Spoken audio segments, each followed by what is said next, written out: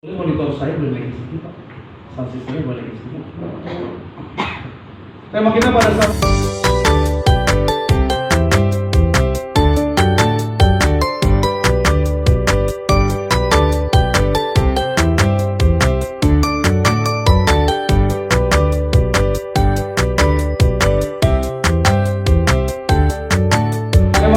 pagi hari ini temanya adalah Yesus sebagai roti kehidupan. Jesus is the bread of life. Kita bersyukur saudara, kita percaya bahwa mujizat datang daripada Tuhan, katakan amin. Dan kita pada hari ini akan belajar sebuah kisah yang saudara pasti sudah banyak dengar. Mungkin saudara dulu sekolah minggu sering dengar cerita ini, di mana Tuhan mengadakan kuasa dan mujizat. Tuhan memberi makan ribuan orang dengan 5 roti dan 2 ikan. Kita akan baca firman Tuhan dalam Yohanes 6 ayat yang pertama sampai dengan ayat yang ke-15. Kita akan baca Yohanes 6 ayat yang pertama sampai ayat yang ke-15. Yohanes 6 ayat yang pertama sampai dengan yang ke-15. Kita akan baca bergantian saudara. Saya ayat yang pertama, saudara ayat yang kedua, dan ayat yang ke-15 kita baca sama-sama. Sudah di sana, katakan amin saudara. Amin. Yohanes 6 ayat yang pertama sampai dengan 15. Sesudah itu Yesus berangkat ke seberang danau Galilea, yaitu danau Tiberias. Ayat 2 saudara. Orang banyak berbondong-bondong mengikuti dia karena mereka melihat mujizat-mujizat penyembuhan yang diadakannya terhadap orang sakit. Dan Yesus naik ke atas gunung dan duduk di situ dengan murid-muridnya. Ayat 4 saudara. Dan pasca hari raya orang ini sudah dekat. Ketika Yesus memandang sekelilingnya dan melihat bahwa orang banyak berbondong-bondong datang kepadanya, berkatalah ia kepada Filipus, "Di manakah kita akan membeli roti supaya mereka ini dapat makan?" Ayat 6 saudara. Hal itu dikatakannya untuk mencobai dia, sebab dia sendiri tahu apa yang hendak dilakukannya. Jawab Filipus kepadanya, "Roti seharga 200 dinar tidak akan cukup untuk mereka ini, sekalipun masing-masing mendapat sepotong kecil saja." Ayat 8 saudara. Seorang dari murid-muridnya yaitu Andreas, saudara Simon Petrus, berkata kepadanya, "Di sini ada seorang anak yang mempunyai 5 roti jelai dan 2 ikan. Tetapi apakah artinya itu untuk orang sebanyak ini?" Yesus, "Suruhlah orang-orang itu duduk. Adapun di tempat itu banyak rumput, maka duduklah orang-orang itu. Tidak benar itu dan arti banyaknya." Lalu Yesus mengambil roti itu, mengucap syukur dan membagi-bagikannya kepada mereka yang duduk di situ. Demikian juga dibuat dengan ikan-ikan itu sebanyak yang mereka kehendaki. Ayat 12 saudara. Dan setelah mereka kenyang, dia berkata kepada murid-muridnya, "Kumpulkanlah potongan-potongan yang berisi supaya tidak ada yang terbuang." Maka mereka pun mengumpulkannya dan mengisi 12 bakul penuh dengan potongan-potongan dari 5 roti jelai yang lebih setelah orang makan. Ketika orang-orang itu melihat mujizat yang telah diadakannya, mereka berkata, "Dia adalah 15, 3, 2, iya. Karena Yesus tahu bahwa mereka hendak datang dan hendak membawa dia dengan paksa untuk menjadikan dia raja, ia menginjil pula ke gunung seorang diri. Sama-sama katakan amin, saudara. Yang menariknya adalah dalam kisah mujizat 5 roti 2 ikan ini, saudara, ternyata kisah ini dicatat dalam keempat Injil. Ada di Matius 14, ada di Markus 6, ada di Lukas 9, ada di Yohanes 6, saudara. Bahwa ternyata mujizat ini sungguh amat luar biasa. Sama-sama katakan sama saya, luar biasa saudara. Kenapa Tuhan menciptakan dan Tuhan mengizinkan untuk kisah ini ditulis dalam 4 perspektif yang berbeda, 4 Injil yang berbeda. Ini menunjukkan bahwa mujizat itu penting bagi setiap manusia. Sama-sama bilang sama saya, penting. Manusia membutuhkan mujizat, katakan amin. Setiap kita membutuhkan yang namanya apa saudara? Mujizat. Dengan jumlah yang luar biasa yang Tuhan berkati. Bahkan kalau dicatat dalam firman Tuhan saudara, Yesus memberi makan 5.000 orang laki-laki. Ternyata yang dikasih makan itu lebih daripada 5.000. Kalau kita anggap satu orang punya bawa istri, anaknya 2, berarti kurang lebih 20.000 orang Tuhan Yesus kasih makan. Dan ini menjadi kisah yang sangat amat kita pahami, kita sadari, kita sering dengar cerita ini. Namun kita akan belajar apa arti 5 roti dan 2 ikan dan apa mujizat yang telah Tuhan berikan kepada orang banyak. Kita akan lihat dulu saudara. Saya selalu sampaikan sama jemaat Tuhan bahwa penulisan dan tindakan Tuhan Yesus tidak pernah ada yang namanya kebetulan, katakan amin. Saya percaya dalam setiap penulisan kitab, saya percaya dalam setiap tindakan Tuhan Yesus ada maksud, ada tujuan untuk menyatakan kemuliaan, katakan amin.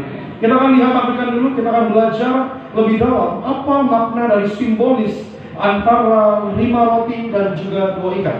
Yang pertama kita akan bahas dari simbolis angka. Di sini terdapat ada angka 5, ada angka 2, ada angka berapa saudara? 12. Dengan keajaiban Tuhan, Tuhan mengadakan mujizatnya dengan 5 roti, 2 ikan, sisa 12 batu. Apa artinya saudara? Angka 5 dalam firman Tuhan itu adalah dilambangkan sebagai kasih karunia.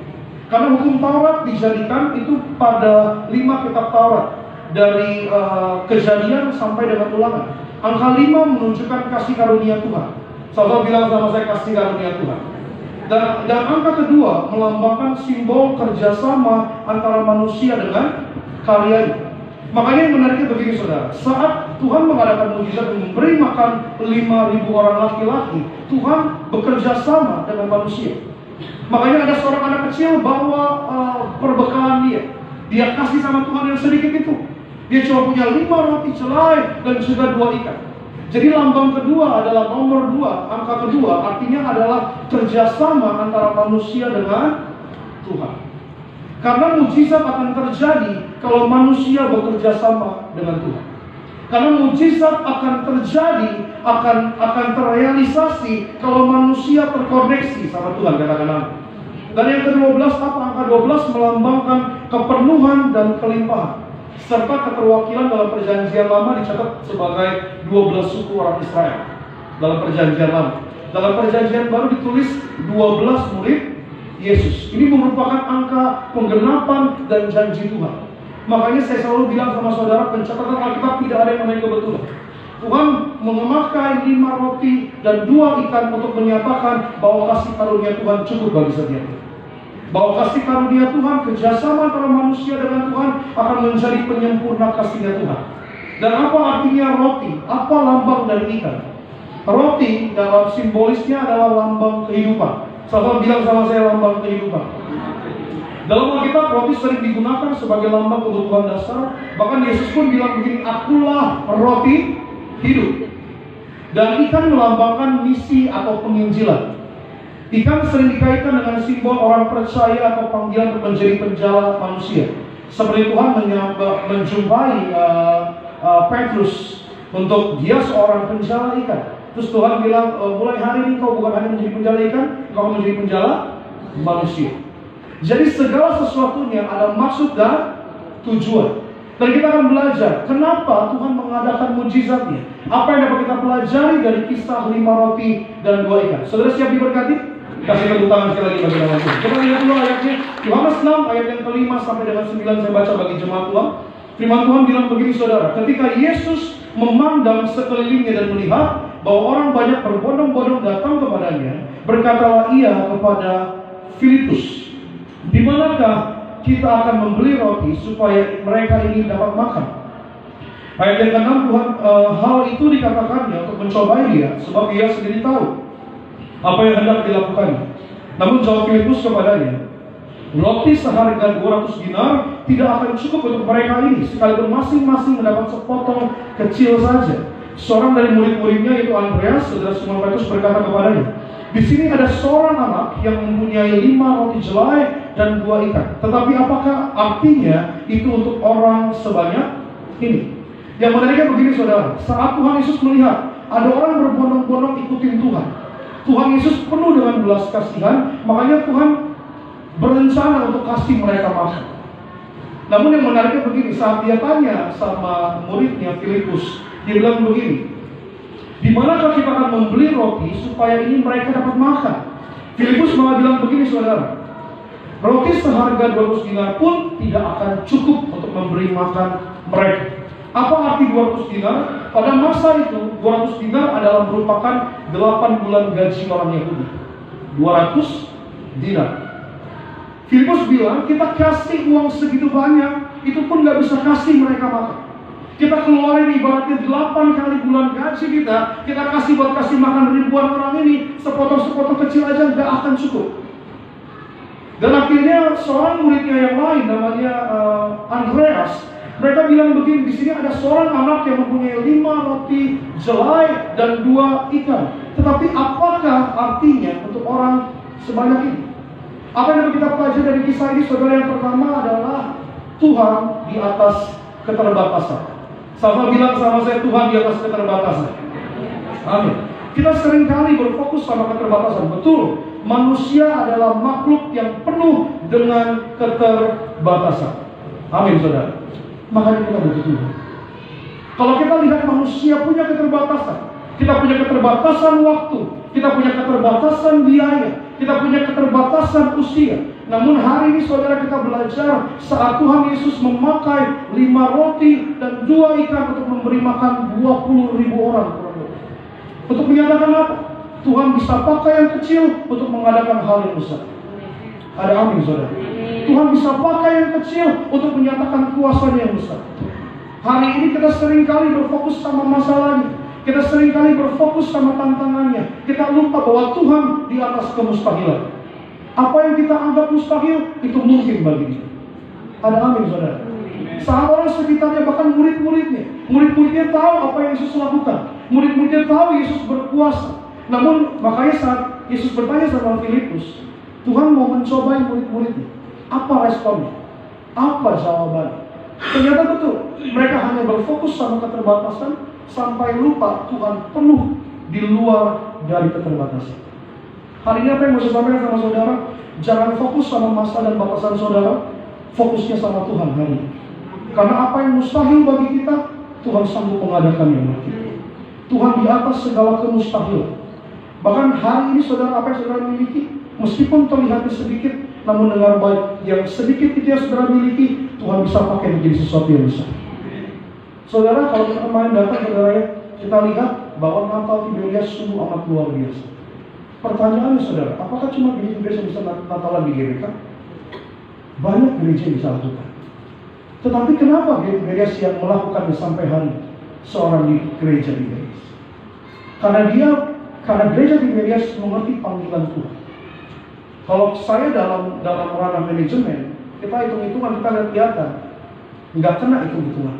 Bikin Natalan di Stadion Utama Gelora Bung Karno.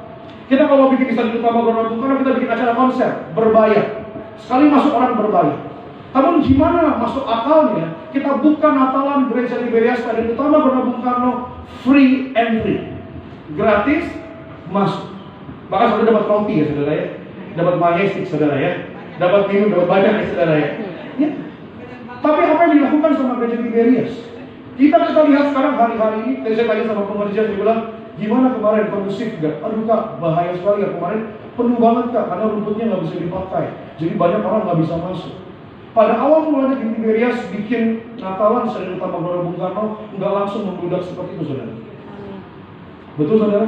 Saya datang tahun 2000 pertama kali Natalan Gelora Bung Karno. Nggak langsung membludak seperti itu, tapi dilakukan saudara.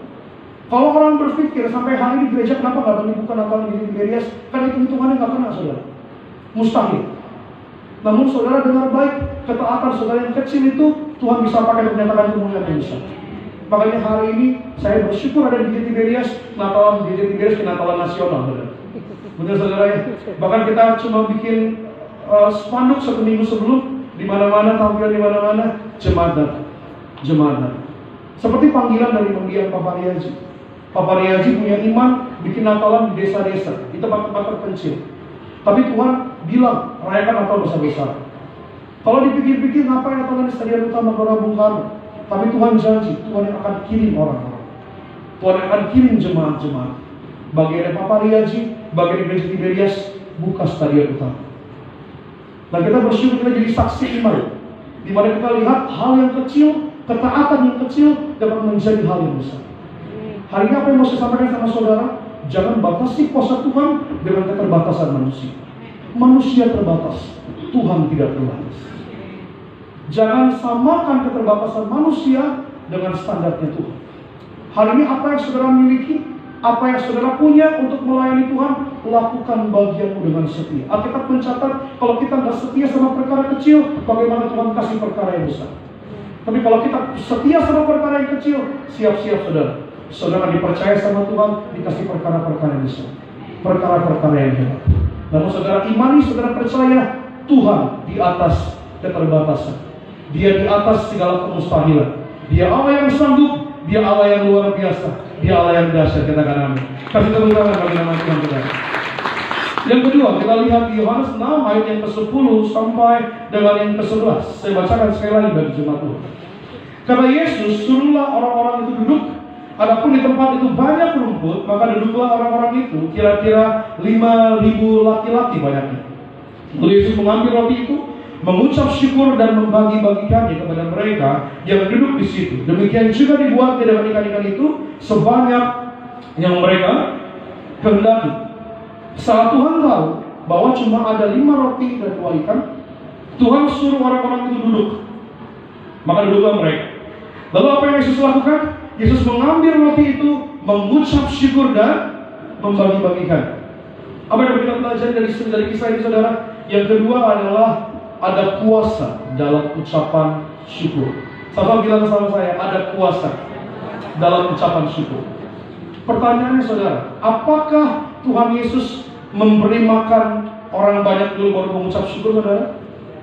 Tuhan mengucap syukur dulu, baru membagi-bagi.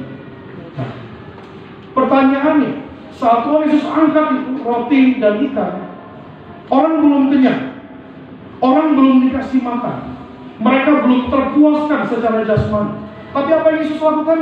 Saat Yesus tahu mereka belum makan, mereka belum kenyang, Tuhan angkat roti itu, Tuhan angkat ikan itu, dan Tuhan mengucap syukur. Apa perbedaannya mengucap syukur dengan terima kasih? Mengucap syukur meskipun belum terjadi, saudara berterima kasih sama Tuhan. Tapi kalau saudara mentalnya hanya berterima kasih, saudara maunya tunggu terima dulu, baru mengucap syukur. Pertanyaannya, kita harus mengucap syukur atau kita harus berterima kasih kalau kita terima aja saudara? Mengucap syukur. Saat Tuhan Yesus mengadakan mujizatnya, Tuhan nggak beri makan perang dulu. Tuhan angkat roti itu, Tuhan mengucap syukur, makanya baru ada mujizat terjadi. Hari ini ada kuasa dalam ucapan syukur. Ada amin saudara. Kita seringkali nggak berfokus sama apa yang Tuhan kasih. Kalau kita lihat saudara ya, misalnya contoh, sebagai orang yang nggak bersyukur begini. Misalnya saya marah, karena kok nih mimbar, kok nih hari ini mikrofonnya nggak enak misalnya. Kalau saya ngomong jadi susah, jadi sakit, jadi capek. Padahal saya kalau lihat dalam ucapan syukur, padahal lampu masih nyala, AC masih nyala, musik masih ada, jemaat masih ada. Itu adalah kuasa dari ucapan syukur. Tapi kalau kita nggak bisa mengucap syukur, satu hal yang kita nggak punya, kita akan patahkan semua hal yang kita punya. Kita akan berfokus sama hal yang kita nggak miliki. Kita akan berfokus sama hal yang kita nggak punya. Makanya saudara, kalau kita nggak punya rasa syukur dengan baik, kita nggak akan pernah bisa merasa cukup. Manusia memang memiliki kemampuan untuk tidak pernah bisa merasa cukup. Makanya Tuhan ngajarin kita mengucap syukur dalam segala hal. Dalam segala hal apa maksudnya saudara? Di dalam kelebihan saudara, saudara mengucap syukur. Di dalam kekurangan saudara, saudara mengucap syukur. Di dalam sukacita saudara, saudara mengucap syukur. Di dalam duka cita saudara, saudara mengucap syukur. Ada kuasa dalam ucapan syukur. Saat Yesus memberi makan ribuan orang, enggak dikasih makan dulu baru Tuhan mengucap syukur. Tuhan mengucap syukur dulu, baru membagi-bagikannya, mereka makan sampai kenyang. Apa yang mau saya sampaikan selanjutnya? Gratitude atau yang disebut dengan ucapan syukur akan membuat atau mengubahkan apa yang kita punya menjadi cukup. Saya pernah sampaikan sama saudara ya, ada seorang anak muda kerja. Dulu awalnya berdoa, Tuhan kasih saya gaji UMR Tuhan. Akhirnya Tuhan kasih gaji UMR. Pas gaji UMR, rasa-rasanya gak cukup. Tuhan berdoa, Tuhan punya gaji manajer ya Tuhan. Tuhan kasih gaji manajer, gak cukup juga. Tuhan kasih gaji direktur Tuhan. Sampai akhirnya Tuhan kasih jadi direktur, masih gak cukup juga. Karena kenapa? Tidak ada ucapan syukur. Kalau kita punya ucapan syukur, kita akan tahu rasanya cukup. Ada amin saudara. Makanya saat Tuhan Yesus mengadakan mukjizat, yang Yesus lakukan adalah mengucap syukur. Meskipun yang dipunya hanya 5 roti, 2 ikan. Ribuan orang belum makan, ribuan orang belum kenyang. Namun Tuhan melakukannya dengan ucapan syukur. Apa yang saudara miliki hari ini, apa yang saudara punya hari ini, saudara bawa sama Tuhan, saudara mengucap syukur sama Tuhan. Karena saat saudara punya rasa cukup, saat saudara punya rasa syukur, saudara akan ngerti rasanya cukup yang dari Tuhan. Tapi kalau kita nggak punya rasa ucapan syukur sama Tuhan, apa yang Tuhan kasih kita anggap kurang aja. Apa yang Tuhan kasih kita anggap kurang aja, salah aja. Tapi kalau kita mengucap syukur, kita akan bisa melihat dari sudut pandang yang lebih luas. Mungkin satu hal kita nggak punya, tapi ada ribuan hal yang lain yang kita udah punya hari ini. Tapi orang yang tidak bisa mengucap syukur, dia akan berfokus sama hal yang kita nggak punya. Itu aja jadi masalah. Itu aja jadi masalah. Sampai kita lupa ada banyak hal yang sebenarnya bisa kita syukuri. Ada banyak hal yang dapat kita rasakan, nikmati sampai hari ini. Hari ini saya mau sampaikan sama saudara, ada kuasa dalam ucapan syukur. Apapun yang saudara miliki hari ini, mungkin saudara punya keluarga, mengucap syukur sama keluarga saudara. Saudara punya pekerjaan hari ini, mengucap syukur sama pekerjaan saudara. Saudara mungkin punya orang tua hari ini, mengucap syukur masih ada keluarga saudara hari ini. Dan saya percaya di dalam ucapan syukur ada kuasa, ada mujizat, katakan amin. Kasih tepuk tangan bagi nama Tuhan. Yang ketiga, yang terakhir, boleh saudara pemain keyboard boleh bantu saya maju ke depan. Yohanes 6 ayat yang ke-12 sampai dengan yang ke-15. Saya bacakan bagi jemaat Tuhan. Dan setelah mereka kenyang, ia berkata kepada murid-muridnya, kumpulkanlah potongan-potongan yang lebih supaya tidak ada yang terbuang. Maka mereka pun mengumpulkannya dan mengisi 12 bakul penuh dengan potongan-potongan dari kelima roti jelai yang lebih setelah orang makan. Ayat yang ke-14. Ketika orang-orang itu melihat mujizat yang telah diadakannya, mereka berkata, dia ini adalah benar-benar nabi yang akan datang ke dalam dunia. Karena Yesus tahu bahwa mereka hendak datang dan hendak membawa dia dengan paksa untuk menjadikannya dia raja, ia menyingkir pula ke gunung seorang diri. Yang ketiga kita akan belajar roti hidup yang sejati. Sama bilang sama saya, roti hidup yang sejati. Amin. Saat Tuhan Yesus telah memberi mereka makan, mereka sudah kenyang secara jasmani. Tuhan sudah kasih mujizat yang luar biasa. Mereka tahu mereka dapat makan bukan karena ada konsumsi. Mereka dapat makan karena ada kuasa dari Tuhan. Namun yang menarik saudara begini, dalam ayat yang ke-14 Alkitab bilang begini saudara. Ketika orang-orang itu melihat mujizat yang telah diadakannya, mereka berkata dia ini adalah benar-benar nabi yang akan datang ke dalam dunia. Makanya karena Yesus tahu bahwa mereka hendak datang dan hendak membawa dia dengan paksa untuk menjadikan dia raja, ia menyingkir pula ke gunung seorang diri. Yesus tahu bahwa orang-orang banyak itu melihat apa yang telah Yesus lakukan, kuasa yang telah Tuhan lakukan. Tapi yang mereka lihat bukan tentang kehidupan rohani. Yang mereka lihat ada tentang kehidupan jasmani. Makanya dia anggap Yesus sebagai nabi dan dia mau dijadikan sebagai raja mereka, karena akan membuat mereka kenyang secara jasmani. Tapi Tuhan tahu tujuan Tuhan mengadakan mujizat bukan hanya mengenyangkan saudara secara jasmani, tapi untuk mengenyangkan saudara secara rohani. Makanya saat Tuhan mengadakan mujizat secara luar biasa, ternyata banyak orang yang salah tangkap. Ternyata banyak orang yang malah bukan berfokus sama kuasa yang Tuhan datang berikan sebagai juru selamat, sebagai Mesias yang dijanjikan. Namun mereka malah melihat dia adalah seorang nabi. Kita anggap dia jadi orang sebagai raja supaya kita bisa kenyang secara jasmani. Makanya Tuhan menyingkir. Karena tujuan utama Tuhan mengadakan mujizat bukan untuk mengenyangkan saudara secara jasmani, namun untuk mengenyangkan saudara secara rohani. Ribuan orang banyak itu mengeluh-elukan dia. Ribuan orang banyak itu memuja-muja dia. Namun Yesus tahu tujuan dia mendekat kepada Yesus bukan untuk kebutuhan rohani, tapi kebutuhan jasmani. Sama halnya dengan kita hari-hari. Kita mendekat kepada Tuhan karena kita mau kejar berkat jasmani. Kita lupa panggilan utama kita dikenyangkan secara rohani. Makanya hari-hari banyak orang kecewa karena kenapa? Karena doanya merasa gak dijawab sama Tuhan. Kenapa hari-hari orang suka berbalik dari jalan iman mereka? Karena mereka mengejar hal yang salah, kepenuhan jasmani yang mereka kejar. Tapi yang Tuhan mau adalah engkau mengejar Tuhan karena kebutuhan rohani. Makanya menariknya begini saudara, saat Tuhan telah memberi makan ribuan orang, Tuhan mengadakan mujizatnya juga. Tuhan berjalan di atas air dalam Yohanes 6 ayat 16. Lalu murid-muridnya ternyata nggak berubah juga. Setelah murid-muridnya melihat apa yang telah Yesus lakukan, memberi makan ribuan orang, berjalan di atas air, tapi mereka masih mencari hal yang salah. Makanya di Yohanes 6, Tuhan bilang begini dalam Yohanes 6 ayat 26. Yesus jawab kepada mereka, "Aku berkata kepadamu, sesungguhnya kamu mencari aku bukan karena kamu telah melihat tanda-tanda, melainkan karena kamu telah makan roti itu dan kamu kenyang." Makanya di ayat yang ke-35 Tuhan bilang begini, kata Yesus kepada mereka, "Akulah roti hidup. Barang siapa datang kepadaku, ia tidak akan lapar lagi, dan barang siapa percaya kepadaku, ia tidak akan haus lagi." Yang Tuhan katakan, yang Tuhan sampaikan bukan kepenuhan secara jasmani, namun kepenuhan secara rohani. Saat Tuhan mengadakan mujizatnya, karena Tuhan punya belas kasihan, Tuhan mau kasih mereka makan secara jasmani. Tapi ternyata banyak orang yang salah tangkap. Saat dipuaskan, dikenyangkan secara jasmani, mereka hanya kejar di jasmani aja. Sampai mereka lupa kebutuhan rohani yang paling utama, yang paling penting. Yesus tetap menyelamatkan setiap kita. Namun ternyata yang mereka datangi, yang mereka samperin, mereka hanya datang untuk menjumpai Yesus supaya mereka dikenyangkan. Makanya Tuhan bilang dengan keras, "Aku berkata kepadamu, sesungguhnya kamu mencari aku bukan karena kamu telah melihat tanda, namun karena hanya engkau telah dikenyangkan oleh roti." Makanya Tuhan bilang, "Akulah roti kehidupan.